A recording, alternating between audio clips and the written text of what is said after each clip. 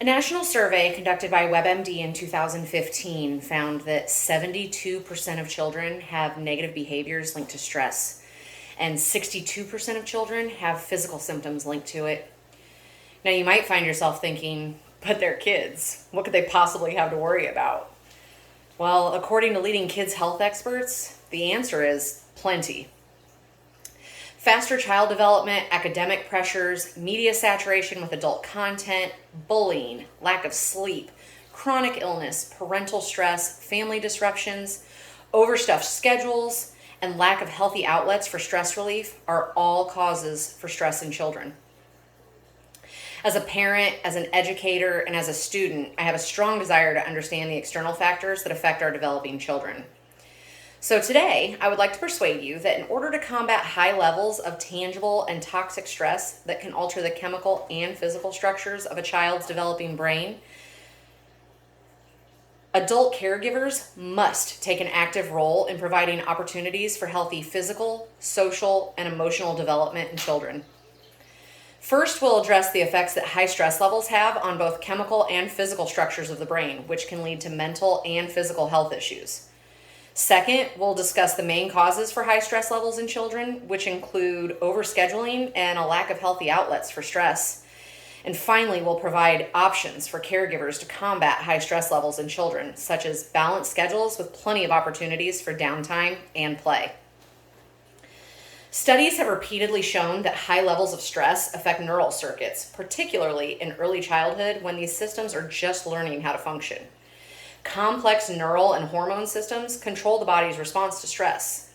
Healthy development of these systems is crucial to our survival.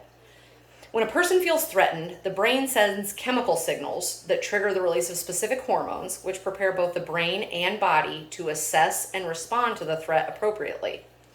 High stress levels increase and sustain production of these chemicals, specifically adrenaline and cortisol. Prolonged elevation of cortisol in particular has been proven to have lasting effects on the developing brains of children, causing over and underreactive neural circuits and hormonal systems. This can lead to poor control over the brain and body's response to stress, causing hostility, aggression, impulsivity, anxiety, and depression. At a young age, the brain's elasticity, or the ability to repair itself, is relatively high. As we age, this ability declines. The longer a child's brain is exposed to the high levels of cortisol, the less likely it will be to recover. The effects on the brain can last into adulthood, increasing a child's likelihood to become an anxious or depressed adult. In addition to the increased likelihood of anxiety, depression, and other mental health issues, the elevated and sustained levels of cortisol can also lead to an increased risk of physical health problems. In an article by the Center of the Developing Child at Harvard University, the authors explain how the cortisol levels reached and sustained by prolonged high stress levels can lead to altered neural systems, suppression of immune and metabolic systems, and an increased risk of stress-related physical disorders such as cardiovascular disease, diabetes, stroke, mineral bone loss, and even muscular atrophy. As you can see from these images, the damaging effects of toxic stress are not only felt by the individual, but can be visualized and even measured using modern technologies. Healthy development of the stress response is essential to survival. Frequent or prolonged activation of this system can lead to increased likelihood of both physical and mental health problems. To combat the effects that high levels of stress have on our children, it's important to understand where the stress comes from. As we discussed earlier, there are many causes of stress in children. Among these, we find overscheduling, which causes overly busy children. Children today live in a world of one scheduled activity after another. Before school care, school, after school care with homework or tutoring, extracurricular activities including sports and social events, commuting, and more. While offering opportunities for enrichment allows children a chance to explore new interests and become well-rounded individuals, many times their own interests and attitudes towards activities are overlooked and replaced by societal norms or competitive expectations, leaving them no choice but to participate and succeed. Activities that were once considered a choice for fun become required tasks. The desire to meet the expectations of caregivers and other adults becomes a need for approval that forms the basis of a child's self-worth. Children can become overwhelmed by too many commitments, leading to high levels of stress. This can start the cycle of self-destruction. Stressed children can't focus or learn, which leads to decreased successes or even total failures, which in turn causes doubt in one's own abilities and eventually feelings of worthlessness. In an interview with the Cleveland Clinic, Deb Lonzer, MD, says that kids don't have time to be kids, and claims that overscheduled children with high stress levels can suffer from poor nutrition, inadequate sleep, and underdeveloped social skills used in making friends. Downtime and boredom do not exist for our current generation of young people. Constant stimulation has replaced imagination, rest, self-reflection, and even sleep. Another cause for high stress levels in children is a lack of healthy outlets for releasing stress. Exercise, laughing, writing, drawing, talking it out, playing, and having fun are all recommended outlets for stressed children, according to the staff at HealthWise. Busy schedules, limited resources within families and communities, and a general lack of knowledge limit children's access to these relatively simple outlets for stress. And with stress management being a learned skill set, we simply cannot expect our children to understand that these outlets exist without providing them with the opportunities and knowledge to explore the options available to them. Stress can come from many sources. Caregivers are responsible for providing children with the tools, including skills and resources, needed to manage that stress in a healthy way. Solutions to these problems are achievable, however. Balanced schedules that provide structure and opportunities for enrichment while allowing downtime keep stress positive or tangible for developing children. Many experts agree that structure is beneficial to healthy development.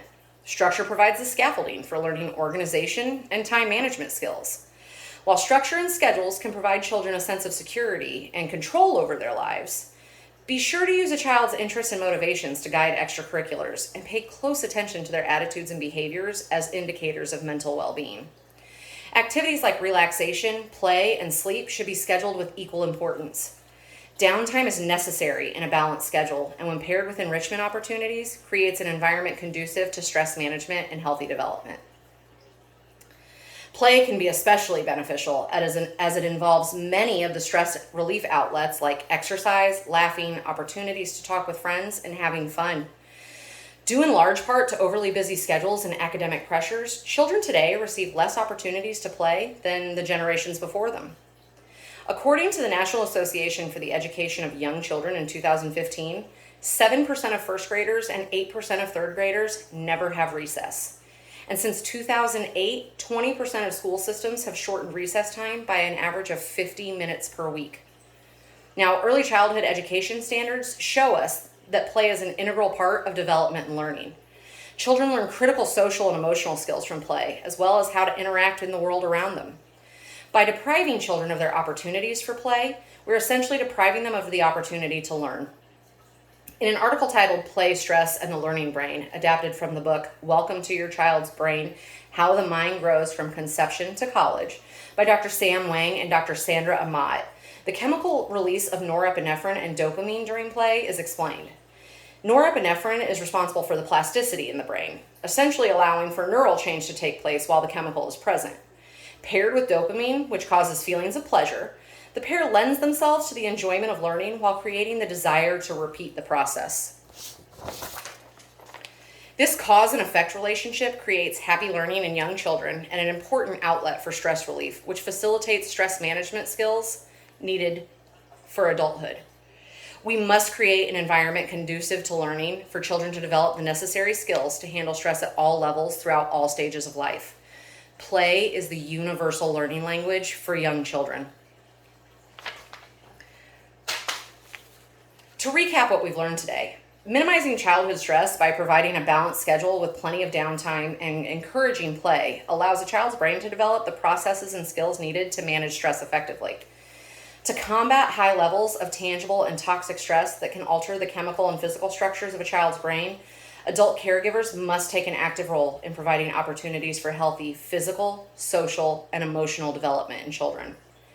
As one of my favorite characters in one of my favorite movies once said, exercise gives you endorphins. Endorphins make you happy. Happy people just don't shoot their husbands. That was Elle Woods in Legally Blonde.